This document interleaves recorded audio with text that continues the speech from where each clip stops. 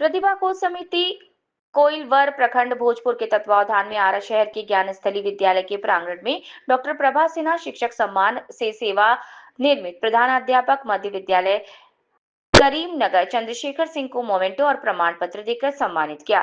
सम्मानित होने के बाद चंद्रशेखर सिंह ने बताया कि शिक्षकों का सम्मान शिक्षक दिवस पर बड़ी बात है। पहले की पढ़ाई और अब की पढ़ाई के बारे में उन्होंने बहुत कुछ बातें कही।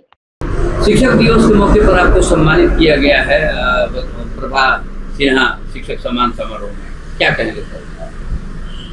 मैं सर्वप्रथम आपको और आपके दर्शकों को बहुत बहुत बधाई और धन्यवाद देता हूँ कि आपने शिक्षक दिवस के स्मृति अवसर पर अपने साथियों के साथ उपस्थित होकर शिक्षक सम्मान समारोह के बारे में कुछ जानने का प्रयास किया है। साथ ही मैं डॉक्टर प्रभा सिन्हा जी को और उनके हस्बैंड आनंद मोहन जी को बहुत बहुत बधाई देता हूँ।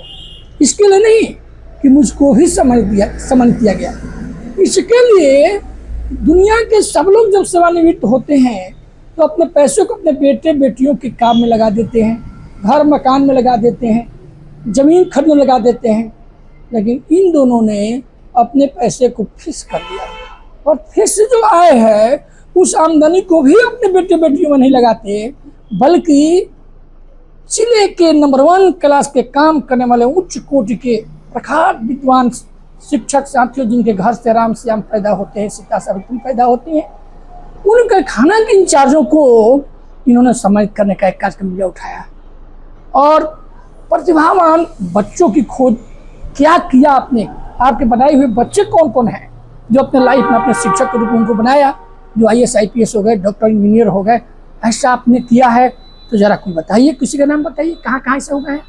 ऐसे प्रतिभावान शिक्षकों को सम्मानित किया गया जिसमें मुझे भी सम्मानित किया गया। मैं उन दोनों पति पत्नी को भी, उनके पूरे परिवार को भी दीर्घ जीवन की मंगल में कामना करता हूँ और उनको शुभकामना देता हूँ, बधाई देता हूँ कि लंबी आयु उनको ईश्वर दे। ऐसा पुनीत कार्य इस भोजपुर की धरती पर एक से एक धनवान है, एक से एक मालीवर हैं। कहाँ हुआ था? ज्ञानस्थली उच्च विद्यालय है हरि जी के हाथा में, उसी के प्रांगण में, उसी के सभागार में ये कार्यक्रम हुआ था। पहले की शिक्षा और अभी की शिक्षा में क्या अंतर? कोई तुलना नहीं है। पहले की शिक्षा और आज की शिक्षा में बहुत आसमान जमीन का फर्क आ गया है। पहले साधन विहीन विद्यालय था, तब वहाँ से नेतहाट में जाने वाले विद्यार्थी निकलते थे और नेतहाट में जो विद्यार्थी चले जाते थे जिस स्कूल से, उस स्कूल का बिहार में नाम रोशन होता था, वो IAS IPS बन जाता था। ऐसे हम लोग शिक्षक से पढ़े हैं। हमारे गुरुजन आदरणीय कैलाश बाबू जो प्राइमरी के हेडमास्टर थे और मिडिल के हमारे आदरणीय प्रफुल्ल बाबू, स्वर्गीय प्रफुल्ल बाबू, ये दोनों नहीं हैं। इन लोगों की ही देन है कि चंद्रशेखर आज 2 शब्द आप अगला के बीच में बैठकर बात कर लेते हैं।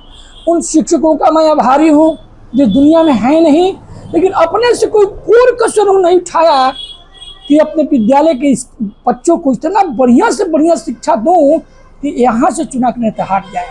और कुरमुरी मध्य विद्यालय का मैं विद्यार्थी रहा था। मध्य विद्यालय में कोई ऐसा चाल नहीं था, ब्रेकअप नहीं था, जब तक वो लोग थे, सरकारी का स्कूल नहीं हुआ था। हर साल वहाँ के विद्यार्थी नेतहाट में जाकर एडमिट हुए। ये भी सुनने को मिलता है सर, जहाँ कायम नगर में आप थे, जहाँ से सेवानिवृत्त हुए जी, आपका चर्चा रहता है कि बहुत कड़ाई कर देते हैं। ऐसा है, कड़ाई को हम लोग समझते हैं, अपनी ड्यूटी को बजाते हैं तो कड़ाई करते हैं। मेरा संकल्प था, हमारे शिक्षक आदरणीय कैलाश बाबू ने बताया था, देखा था उनके कामों को। उन्होंने अपने जिंदगी में 10 बजे स्कूल आता था, 10 बजे नहीं 9 बजे हाजिर है और 4 बजे छुट्टी होती थी तो 5 बजे तक स्कूल में रह करके और कल की योजना बना रहे थे, कल क्या मुझे करना था। इस ढंग से उन लोगों ने हमको सजाया और संवारा है। उनका कर्ज था कि शिक्षक बनकर तुम भी हमारे पद चिन्हों पर चलकर जहाँ रहना वहाँ अच्छा करना।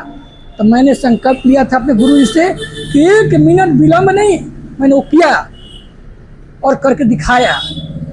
यही गर्व की बात है कि आज तक हम जब तक जिस स्कूल में रहे, किसी अधिकारी प्राधिकारी की हिम्मत नहीं हुई कि हमारे स्कूल का इंस्पेक्शन करें, किसी जिलाधिकारी की हिम्मत नहीं कि हमारे स्कूल का इंस्पेक्शन करें। क्यों? वो जितना चाहते थे उससे कई गुना अधिक हमारे विद्यालय में काम हुआ करता था।